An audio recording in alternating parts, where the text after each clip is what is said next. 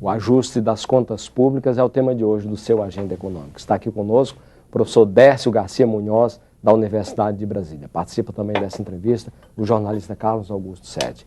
Professor Décio, eu pediria aqui para o Sete refazer a pergunta que encerramos o último bloco. Nós terminamos o primeiro bloco colocando a seguinte questão, professor. Como é que é possível explicar para o cidadão comum brasileiro que vê na televisão que a taxa de juros básica nos Estados Unidos é de 0,25% hoje, no Brasil está acima de 8%, quase 9%. A justificativa que a gente ouve de autoridades monetárias é de que o governo gasta muito, por isso é que é preciso esse nível da taxa Selic. O senhor concorda com essa explicação? Qual é a taxa que o senhor acha que seria razoável nesse momento para o Brasil? Não, isso aí é uma coisa interessante, porque veja bem, o orçamento do governo, ou melhor, a execução do orçamento, fala assim, receita, despesa, e para num determinado ponto. Que ponto para?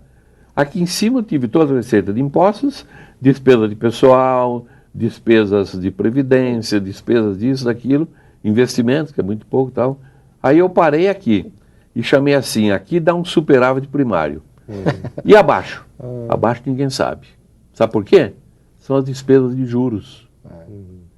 Por que ninguém sabe? Porque o Banco Central não quer publicar, nem o Ministério da Fazenda, nem o governo quer publicar, porque não desgaste político interno. E é aí que eu estou dando muito dinheiro para o sistema financeiro, estou estimulando a especulação. Então, para o superávit primário. Bom, e aqui embaixo? O rombo está aqui, nos juros. Então, o que vem o sistema financeiro, o Banco Central, etc., falar? Não, o governo gasta muito, por isso que precisamos tentar juros altos. Ora, se até aqui em cima eu tenho um superávit, antes dos juros, eu gasto muito com juros. E todo o problema que eu tenho é com juros. Eu lanço novos títulos por causa dos juros.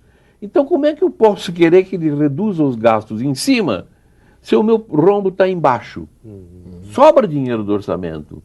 A questão é que eu pago juros tão grandes que todo o que sobra do orçamento tem sobrado em torno de, governo federal, em torno de 2,5% do PIB, aproximadamente. Hoje seria o quê? Dá em torno de 50, 60, 70 bilhões, agora em torno de 70 bilhões de reais, o que sobra normalmente. Mas se eu tenho uma conta de juros de 200 bilhões, não tem jeito. Mesmo que eu use juros que eu receba dos governos estaduais, ou juros que eu receba de alguma outra fonte, de reserva internacional, eu não consigo cobrir isso aqui, eu tenho que emitir novos títulos. Então é um cinismo assim, inacreditável, quando se fala que o governo gasta muito, por isso que eu mantenho a taxa de juros. Ora, se eu justifico que mantenho a taxa de juros alta porque gasto muito, mas gasto muito por causa dos juros, imagine que é o cachorro mordendo o próprio rabo, eu não consigo sair disso. Como é que entraria a questão do déficit nominal zero, né, nessa discussão aí? Déficit nominal zero significa o seguinte: eu tenho que ter receita de impostos e os gastos normais do governo de tal modo que me sobre um volume de recursos necessário para pagar os juros todos. Então, se eu pagar todos os juros assim, a minha dívida para de crescer e o déficit é zero. Mas, em compensação, eu tenho que fazer quanto? Tenho que fazer uns 6% de superávit do PIB aqui. Eu tenho que reduzir tanto os gastos governamentais para poder cobrir o rombo de juros. É uma economia em que, e já está acontecendo no Brasil, desde o Plano Real, a renda do trabalho, aquela que aciona a economia, o mercado, a feira, cria empregos, ela vai diminuindo porque a renda maior passa a ser renda financeira, que não aciona a economia.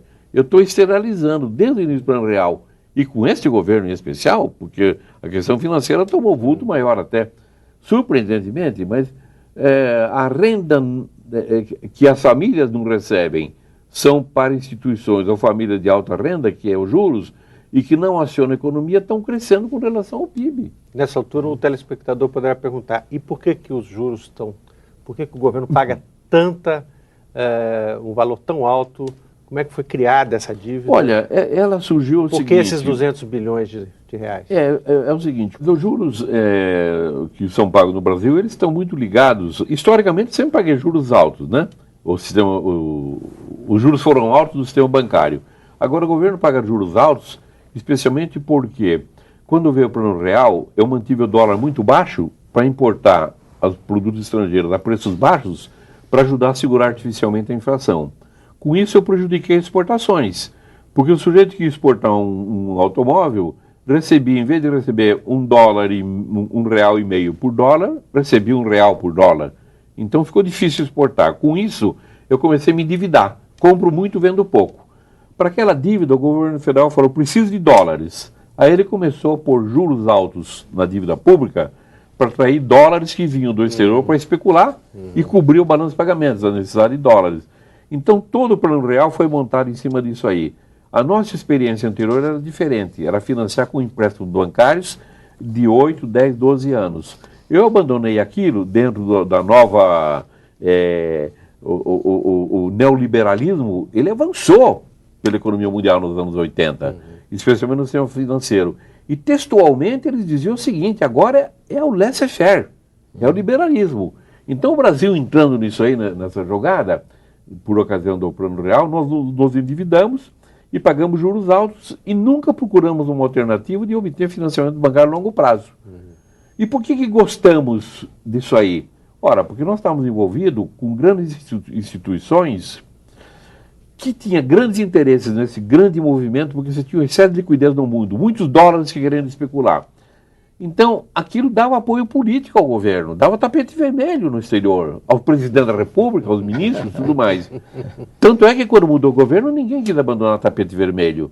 Quis continuar sendo recebido com honras em Davos, ao meio dos banqueiros. Então, veja bem, depois disso aí, o que aconteceu?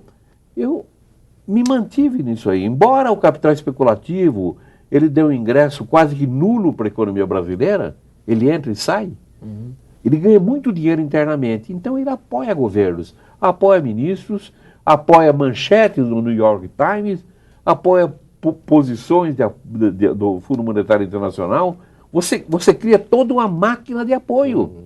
É por isso que um dos candidatos, né, ao presidente da República, agora, a primeira coisa que fez, surpreendentemente, pela postura histórica, foi dizer assim, não, o negócio do Banco Central, de metas de inflação, de taxa de câmbio flutuante e tudo mais, é uma coisa boa que nós vamos preservar.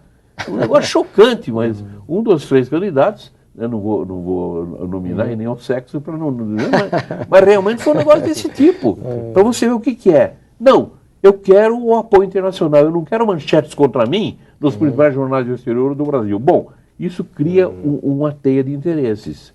É claro que é uma coisa muito profunda, porque quando ela foi implantada, essa desregulamentação ao nível internacional, eles textualmente, como disse a vocês, disseram que o executivo é incapaz, o legislativo e o judiciário. Por isso que tinha que vir uma super autoridade, assim. E diziam textualmente que isso aí era fundamental você estar restabelecendo o laissez-faire. Ou seja, deixar fazer... Salve quem puder. Exatamente. Então nós ficamos nisso e não conseguimos nos livrar disso aí. Professor, o senhor mencionou aí a questão da meta, né? Nós temos uma meta de inflação para esse ano, fixada em 4,5%. Quer dizer, isso é uma coisa factível, isso até que ponto isso tem que ser mantido a ferro e fogo, e como isso se coaduna com a questão do crescimento econômico.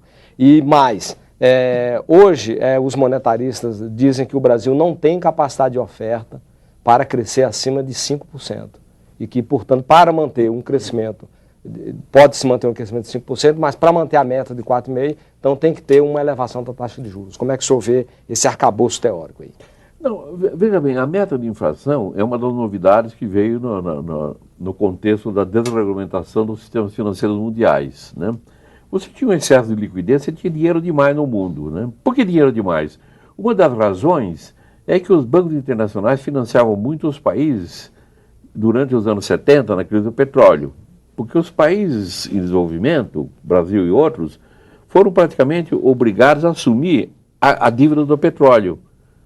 Porque se os árabes iam ficar com muito dinheiro, alguém tinha que ficar com dívida. Para não ficar os Estados Unidos com dívida, Japão e Alemanha, ficamos nós. Então o que aconteceu? Nós nos tornamos grandes devedores nos anos 70 e início dos anos 80, com apoio internacional, assim, unânime dos países ricos. Bom, o que aconteceu? Depois que eles quebraram no início de 82, porque os bancos falaram assim, bom, eles vão quebrar, porque senão nós vamos quebrar. Aí o que aconteceu?